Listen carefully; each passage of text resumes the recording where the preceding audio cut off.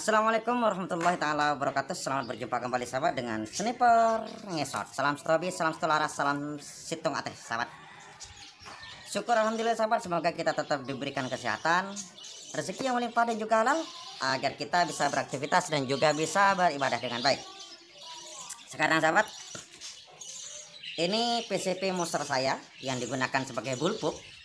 Unit ini sahabat sekitar lebih 1 bulan itu nggak dipakai, dikarenakan popornya saya copot, kemudian saya buat dititip ke teman. Tujuannya adalah untuk menduplikat bentuk popor itu, karena rencananya saya juga akan membuat bullpup dari salah satu unit yang saya punya. Dan setelah saya tinggal sekitar 1,5 bulan, ternyata tekanan anginnya turun. Saya tinggal itu di tekanan angin sekitar 2000 PSI, ternyata sisanya hanya 500 PSI. Berarti unit ini sedang keadaan bocor. Maka sekarang kita akan mencari penyebab kebocoran, sekaligus kita mengatasinya. Bagaimana mencari kebocorannya? Cara kita ngetes mencari kebocorannya dan juga bagaimana cara kita mengatasinya. Ayo kita lakukan. Langkah yang pertama sahabat, kita pompa dulu unitnya. Jadi sekarang saya pompa sahabat sekitar 1500 PSI ya. Saya sudah pompa sekitar 1500 PSI. Kemudian kita akan tes dulu. Cara ngetesnya seperti ini. Pada PCP monster sahabat, ada 4 sambungan dari pipa tabung yang bisa kita tes kebocorannya. Apa saja? Pertama adalah sambungan pada coupler depan. Yang nomor 2 adalah sambungan pada penutup pipa depan. Yang ketiga adalah sambungan pipa belakang. Yang keempat adalah manometer di sini. Maka keempat-empatnya kita cek bocornya di mana. Sungguhnya ada 5 sahabat. Selanjutnya aslinya kalau umpamanya ini aman, bisa saja kita cek pada posisi bocornya ke laras juga. Kalau bocornya ke laras di sini, maka penyebabnya adalah aspal bagian belakangnya yang bocor, sehingga angin itu bocor masuk ke chamber, kemudian keluar ke laras ini. Untuk mencari kebocoran bagian depan ini, coupler dan juga laras.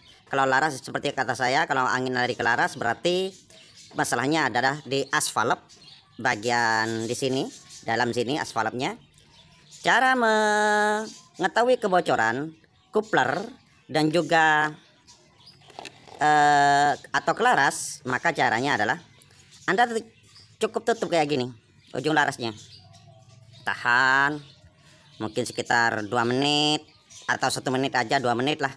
Kemudian Anda lepas sedikit kayak gini, langsung lepas. Kalau umpamanya bunyi tes, berarti ada angin yang bocor bagian sini. Juga sama pada coupler, kita tutup kayak gini, kemudian kita lepas, tes. Atau caranya sama, menggunakan air sabun seperti ini. Kita ambil air sabun kayak gini, kemudian Anda berikan di sini, tutup kayak gini. Ternyata di sini sahabat, gelembungnya masih utuh,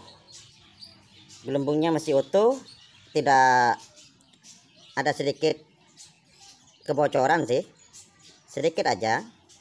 Itu gelembungnya itu ada sedikit kebocoran karena tidak awet sahabat, gelembungnya itu meletus.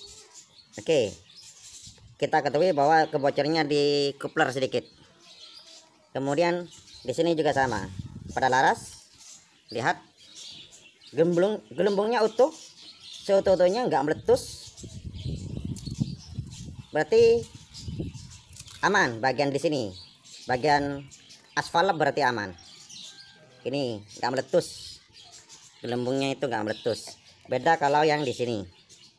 Saya kasih aman, aman, aman. Tambah membesar sedikit, tambah membesar sedikit, tambah letus ya. Bagian di sini, jadi ada sedikit kebocoran pada coupler. Selanjutnya kita cek pada sambungan pipa. Kita mulai dari belakang dulu ya. Kita cek bagian di sini. Nah, harus kita kasih. Kalau ada di sini, kalau nggak ada gelembung, nggak menciptakan gelembung, kita kasih sabun. Nggak ada gelembung, berarti aman. Ini nggak ada gelembung, aman. Kemudian kita cek pada bagian monolednya, sambungan monolednya aman, tidak ada gelembung. Aduh, duk, aman ya, tanpa gelembung. Tuh. Kita lanjut ke bagian penyambung. Kita cek di sambungan pipa di sini. Selanjutnya ya, terakhir. Turunkan dulu. Di sini. Nah, ini lagi sahabat. Tuh. Bercerumuk-cerumuk. Oke. Nah, ini lagi kebocorannya. Jelas kalau di sini sudah. Ini bocor ini. Tuh. Tuh. Berarti orinya ini bocor di bagian sini tuh. Tuh.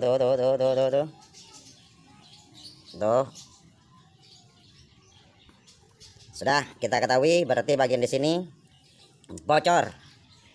Yuk kita bongkar. Sekarang pada tekanan angin tabung ini masih sekitar 1500 PSI. Tekanan anginnya ya. Ini jangan Anda lepas, bisa meletus. Maka kita harus buang angin ini dulu. Cara membuang angin, jangan Anda menggunakan trigger. Ditarik grendelnya, tembakan, tarik grendelnya, tembakan. Kemarin saya pernah mengatasi sahabat, bocap itu datang ke sini, itu pada posisi asfalnya, bukan asfalnya ya, chamber pada posisi asfalnya itu pecah. Chambernya katanya harganya sekitar 2.500.000. Chambernya saja, bukan slide lain dengan unitnya yang lain. Chambernya saja 2.500.000 pecah dikarenakan ada kebocoran pada tabungnya katanya. Ada kebocoran pada penyambungan tabung ke bagian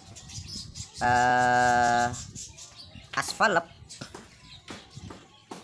sehingga anginnya itu dibuang dengan cara ditarik grendelnya, kemudian tembakan, tarik grendelnya, tembakan, sehingga hammer akan terus memukul-mukul dan aspal terus akan terhantam-hantam menuju chamber monolitnya pecah sahabat. Jadi jangan seperti itu cara membuang angin pada PCP. Cara membuang angin pada PCP itu ada dua cara. Yang pertama, langkah yang pertama adalah melonggarkan manometer. Saya cari apa ya, ini kita longgarkan manometernya seperti ini. Kita putar. Sudah kedengaran bunyi anginnya?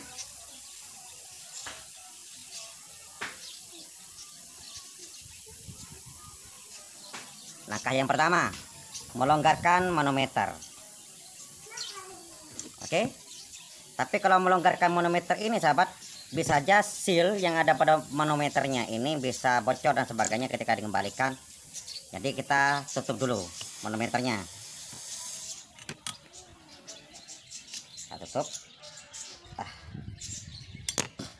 Langkah yang kedua yaitu kita ganjal hammernya. Kita buka penyetilan hammer bagian belakang ini.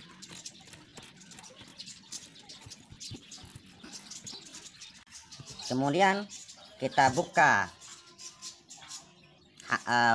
pirnya, kita ambil penusuk ataupun besi semacam ini ya, kita masukkan, mudah-mudahan bisa menyentuh hammer. Nah seperti ini sahabat, besinya ukurannya panjangnya ya sekitar 1 2 3 4 5 lah, 5 ya. Kita masukkan di sini, kemudian kita masukkan ke dalam, kita putar, kita kasih plat.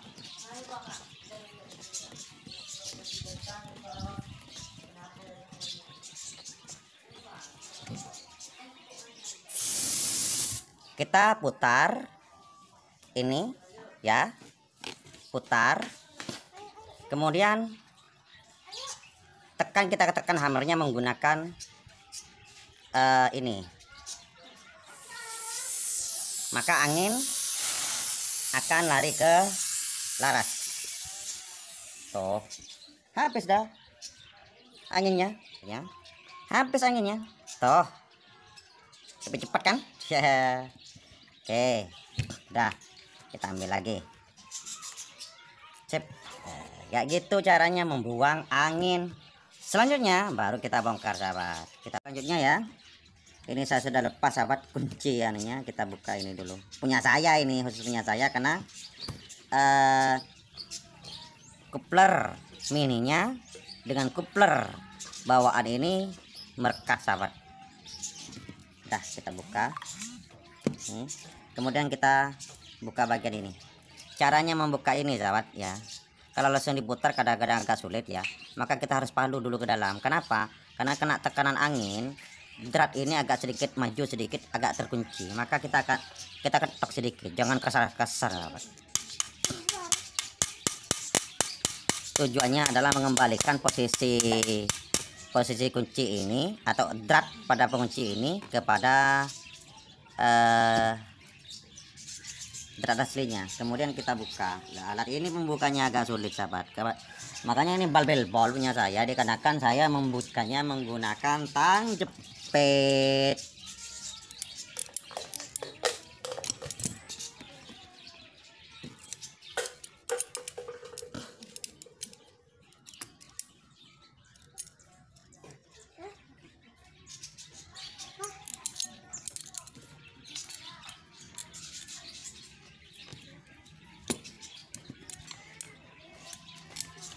Ini udah 38 ya, udah agak lebar.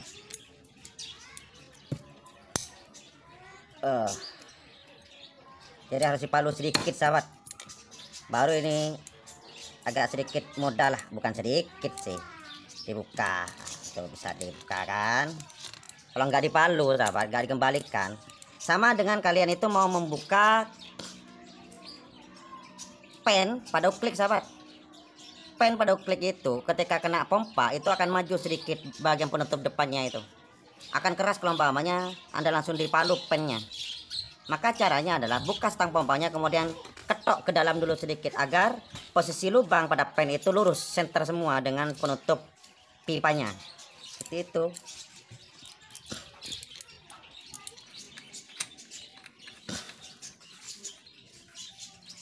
Jadi sahabat, ini kalau bisa ya, Anda itu jangan pernah atau jangan sering meletakkan senapan dalam posisi tekanan angin sangat besar, karena kadang-kadang seal o-ring ini bisa bocor, seal o-ringnya bisa bocor kena tekanan angin. Tapi kalau dilihat ini seal o-ringnya masih agak sedikit bagus ya. Kenapa kok bisa bocor ya? Sudahlah, yang penting kita ganti. Di sini disediakan memang satu seal o-ring sahabat biasanya, tapi oleh saya biasanya diletakkan 2, ini dan ini. Oke, kita ganti. Kalau pemilik senapan itu sahabat, maka harus kita punya suku cadang. Ini tinggal ini Ini o-ring PCP Marauder OD34 sampai OD38. Ini o-ringnya OR 004 00 belu 008. Ini tipenya sahabat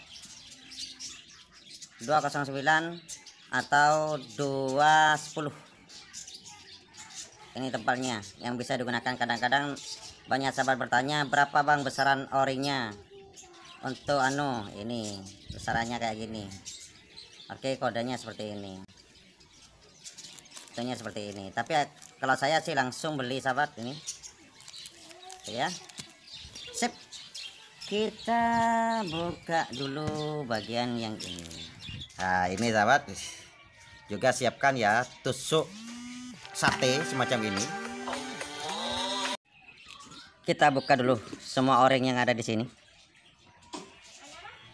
Oke, pakai tusuk sate yang agak panjang semacam ini. Biar mudah. Tuh. Buka. Satu didapat. Jangan dibuang kalau masih rapi. Semacam ini. Ini terpelintir sahabat. Ini yang membuat mudah terbocor ini. Terpelintir. Tuh. Kemudian bagian belakang.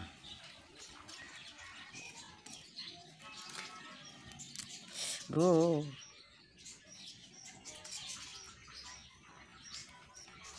Oke. Dah. Selanjutnya, karena o-ring ini masih bagus sahabat ya. O-ring ini masih bagus, maka oleh saya nggak mungkin dibuang. Saya letakkan di bagian belakang. Sip. Saya letakkan bagian belakang. Menutupi. Aslinya biasanya memang nggak dikasih bagian belakangnya, tapi kalau saya memang dikasih, tujuannya adalah lebih span. Kemudian untuk o-ring depan. O-ring depan kita ambil yang ukuran o-ring 00 belu 008 atau 210. Ini yang paling besar ya. Ini ada beberapa o-ring di sini sahabat yang saya dapat. Ini yang lebih kecil, ini yang lebih besar. Maka kita karena ini OD38, maka kita pakai o-ring yang lebih besar. Kayak gini. Caranya memasukkan sahabat ya, o-ring itu agar tidak terpelintir, maka kita menggunakan bantuan jarum semacam ini. Kita masukkan kayak gini. Hap. Kita masukkan. Ketika sudah masuk semacam ini sahabat, maka kita jarum ini kita gerakkan kayak gini. Tujuannya adalah agar posisi o-ring yang terpelintir itu bisa rapih. Kalau nggak terlalu banyak pelintirannya sahabat, nggak terlalu rapih. Oke. Selanjutnya, karena ada sedikit kebocoran juga pada valve depan, untuk bagian di dalam sini sahabat. Oke, kayaknya kurang terang ya, sudah dulu.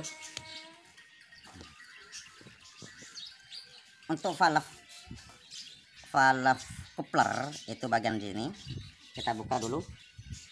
Ini sahabat biasanya menggunakan kunci L ukuran 5, tapi ini sudah jebol ya. Mudah-mudahan masih bisa. Sudah jebol ini, maka pakai tang putarnya dah.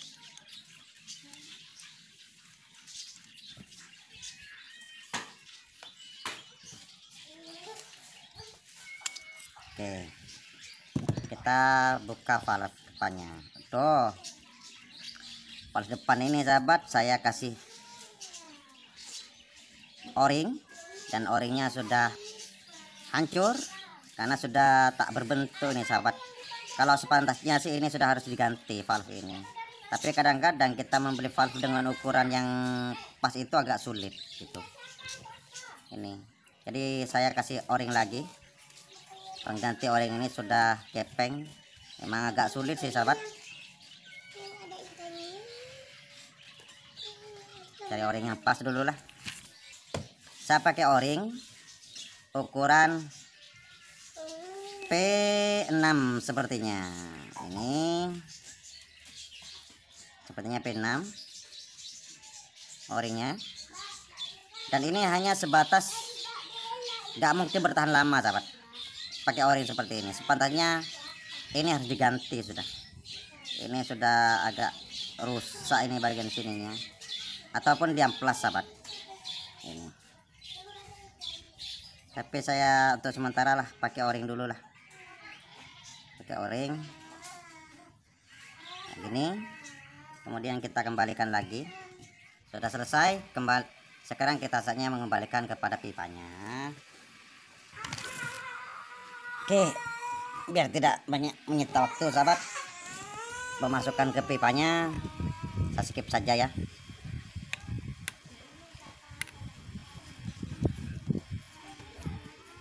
Nah, saya skip saja dulu memasukkan ke pipanya ini, karena sama kok kayak gini, hanya seperti ini.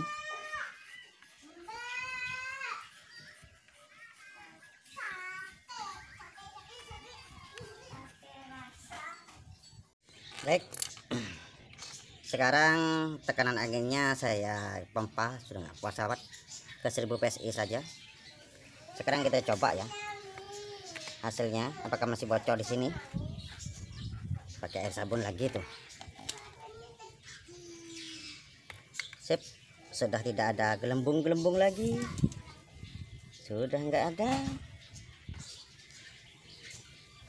Aman, aman. Depan